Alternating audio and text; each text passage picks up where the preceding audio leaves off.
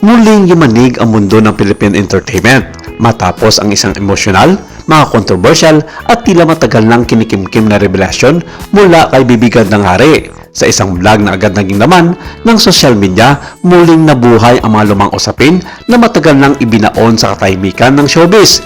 Ngunit sa isang pagkakataon, mas mabigat, mas direkta at mas emosyonal ang naging dating ng mga payag na ikinabigla ng publiko. Sa gitna ng kanyang pagbabalik tanaw sa nakaraan, muling nadawit ang pangalan ng aktor na si Piolo Pascual at ang dating katawan ni Bibi Gandang Hari na si Rostom Padilla, isang pangalan na minsan naging sentro ng isa sa pinakamalaking kontrobersiya sa kasaysayan ng lokal na showbiz.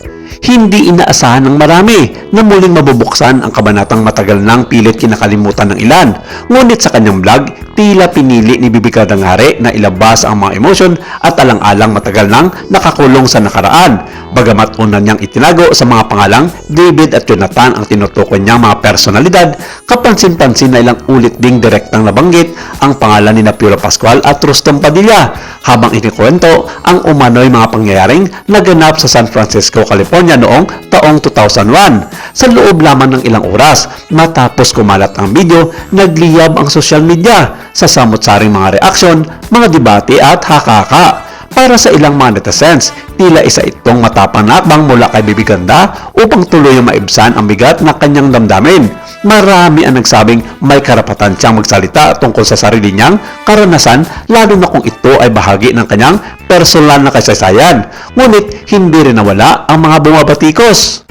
May ilang mga nagsasabing wala ng saysay ang muling pagbuhay sa isang usaping napakatagal na at wala namang malinaw na ebidensyang maaring magpatunay sa lahat ng detalye ng kanyang mga pahayag. Sa gitna ng nagdalabang opinyon, tila muling nahati ang publiko. Ang ilan ay nakikiramay habang ang iba namay naniniwalang dapat nang hayaang manatili sa nakaraan ang mga lumang kontrobersiya. Lalong naging mainit ang usapin nang muling mabanggit ang pangalan ng batikang talent manager na si Alfie Lorenzo na kilala noon bilang isa sa mga pinakamakapangyarihang personalidad sa entertainment industry. Ayon kay Bibi Gandang Hari, minsan na raw na ikwento ng manager ang ilang sensitibong detalye hinggil umano'y sa relasyon ng mga personalidad na sangkot sa kontrobersiya. Bagamat walang direktang kompirmasyon mula sa ibang mga taong nabanggit, mabilis pa rin lumaki ang isyu, lalo na't muling nabuksan ang matagal ng misteryong matagal ng inikuble ng katahimikan. Sa social media, marami ang nagsimulang magukay ng mga lumang interviews, mga blind items at artikulong minsang nag-ugnay sa pangalan ni Piolo Pascual at Rostom Padilla.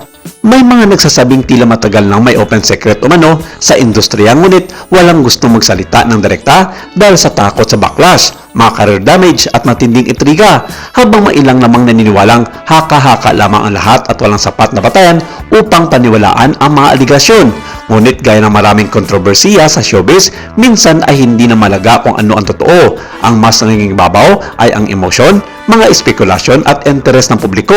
Sa kabila ng malalakas na ingay online, kapansin-pansin ang cryptic message si Piolo Pascual sa isang taong kanyang kinamumunghian way back noong nasa US pa sila sa kanyang naging recent interview sa bagong show ni Matteo Guidocilli. Ayon sa naging mensahe nito, sinabi ng isang sikat na showbiz news portal online na si Bibi Gandang Hari nga ang kanyang tinutukoy dito sa kanyang sinabing bruhang nilalang makalipas ang isang dekada.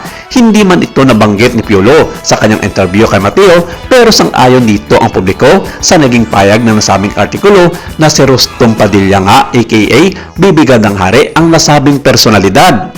Sa mata ng publiko, ang nasabing payag na iyon ni Piolo ay nagiging dahilan upang mas lalong dumami ang hakaka. May ilan pa nagsasabing kung totoo man ang lahat ng mga ito, bakit tila walang pagtatangkang kontrahin ang mga pahayag. May ilang ding nagsasabing maaring may malalim pang emosyonal na dahilan kung bakit muling nagsalita si Bibi Gandang Hari matapos ang napakaraming taon. Para sa kanila, may mga sugat daw na hindi madaling maghilom kahit pa lumipas na ang mga dekada. Ang mga alaala, lalo na kung may halong pag-ibig, mga sakit at pagkadismaya ay nanatiling buhay sa puso ng isang tao. Kaya naman sa bawat salitang binibitawan ni Bibi Gandang Hari, may mga netizens na nakakaramdam ng tunay na emosyon at hindi lamang simpleng pagpapasabog ng intriga.